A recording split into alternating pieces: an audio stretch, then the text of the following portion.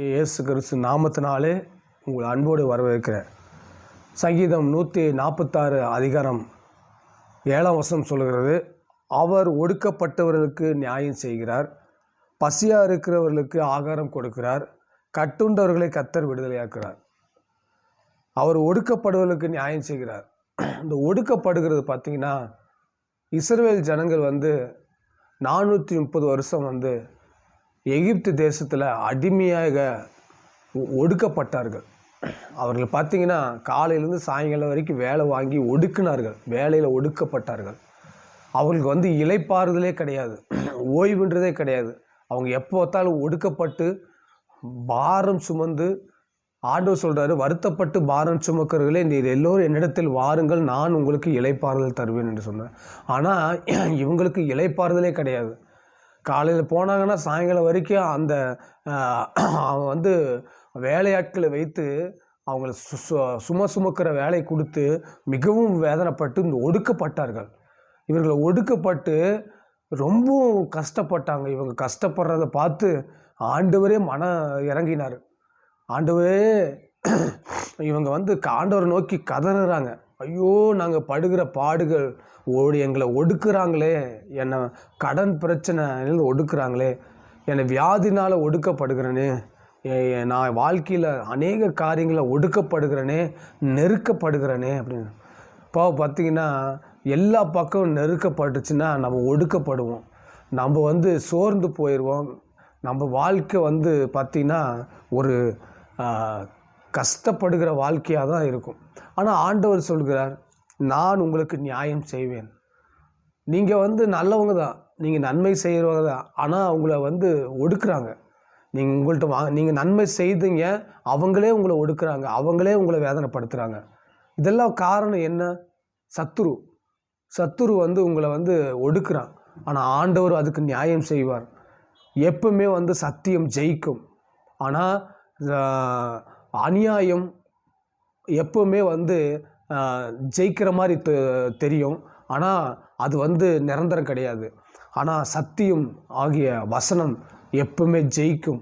ஆண்டவர் சத்தியம், அவர் கிருபையும் சத்தியம் நிறைந்தவர். ஆண்டவர் எப்பவுமே நிரந்தரமானவர். அவர் நிரந்தரமாய் நம்மளுக்கு ஒரு தீர்வை கொடுப்பார். நீங்கள் ஒடுக்கப்படுகிற காரியத்திலிருந்து நிரந்தரமாக விடுதலை கொடுப்பார். நீங்கள் ரொம்ப காலமாக விடுதலை இல்லாமல் கஷ்டப்படுறீங்க, ஆனால் ஆண்டவர் அந்த காரியத்திலேருந்து உங்களுக்கு விடுதலை கொடுப்பார்.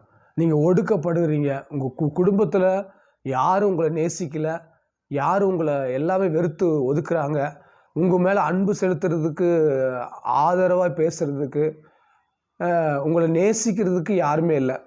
உங்கள் உள்ளே இருக்கிற ஆத்துமால நிறைய காயப்பட்டிருக்கு.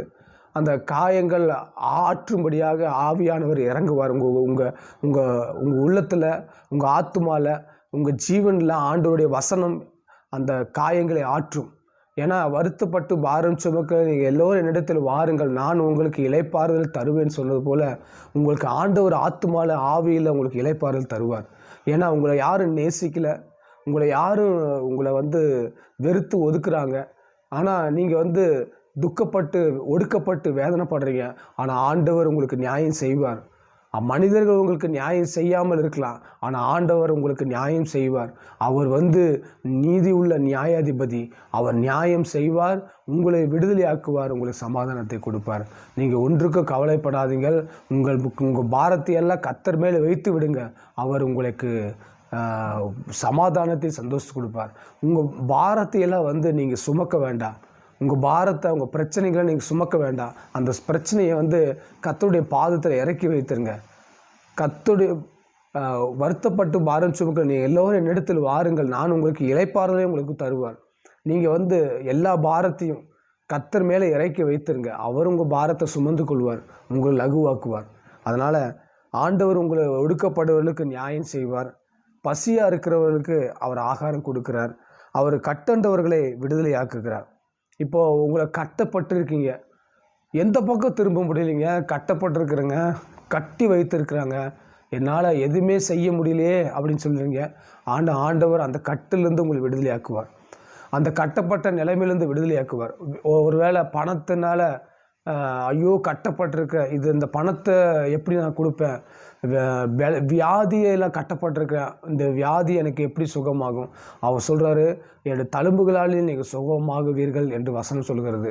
அப்போ நம்முடைய ஆண்டவராக இயேசு கிறிஸ்துவுடைய தழும்புகளாலே நீங்கள் குணமாவீர்கள். ஆண்டவராக இயேசு கிறிஸ்து பார்த்தீங்கன்னா அவனை நம்முடைய பாவங்களுக்காக சாபங்களுக்காக கல்வாரி சிலுவிலே சுமந்து தீர்த்து விட்டார். இனி நீங்கள் துக்கப்பட வேண்டியதில்லை, வேதனைப்பட வேண்டியதில்லை. எல்லாம் ஆண்டவராக இயேசு கிறிஸ்து சுமந்து தீர்த்து விட்டார்.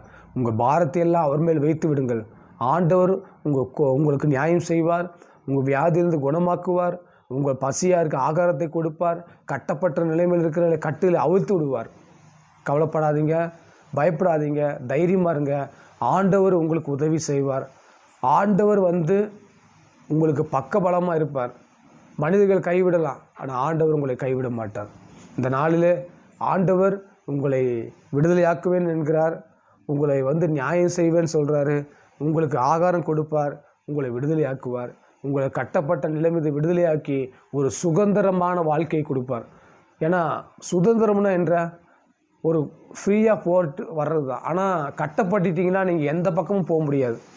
அதுதான் சுதந்திரமே உங்களுக்கு இல்லை. எந்த வேலை செய்கிறதுக்குனாலும் சரி, வீட்டில் எந்த வேலை செஞ்சாலும் சரி, உங்கள் கம்பெனியில் எந்த வேலை செஞ்சாலும் சரி, உங்களால் சுதந்திரமாக எதுவும் செய்ய முடியாது.